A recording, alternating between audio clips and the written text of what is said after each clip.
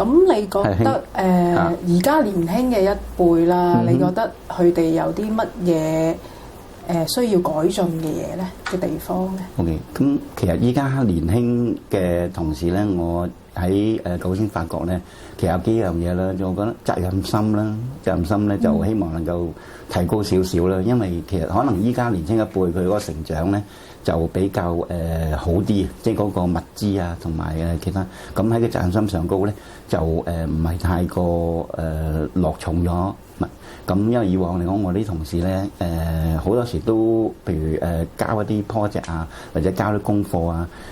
就唔係太準確，即係唔係太on time，變咗即係好似唔係好有責任去完成自己手頭上嘅工作，就離開咗自己嘅崗位咁樣嚇。咁另外就係有啲包容啦，即係包容性應該要強啲，因為始終一間公司咧有個 team work 咧就係要成長嘅。咁因為啲依家新嘅同事咧，年輕一代好似包容性上高咧，就比較係弱咗少少。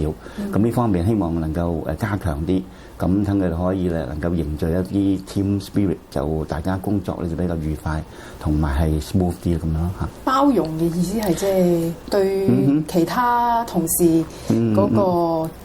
係即係合作性冇咁高，原因咧就係即係接受啦，即係譬如可能自己覺得可能我自己嗰個academic 背景比較好，咁其他同事可能有少少錯誤咧，即係會有一啲嘅排擠啊，甚至係一啲嘅唔同嘅合作咁樣。咁我諗呢方面要係做好啲，因為其實每個同事都係一個 team 裏邊嘅成員啦。咁如果大家做得好啲咧，就會成功率會高啲嘅，即係喺成個 team 裏邊咁樣啦。咁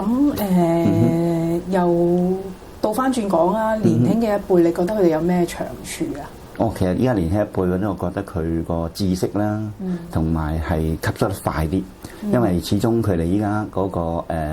全球性嗰啲資訊咧比較發達啦。咁喺年輕一代咧，佢比較容易啲去吸收新嘅知識，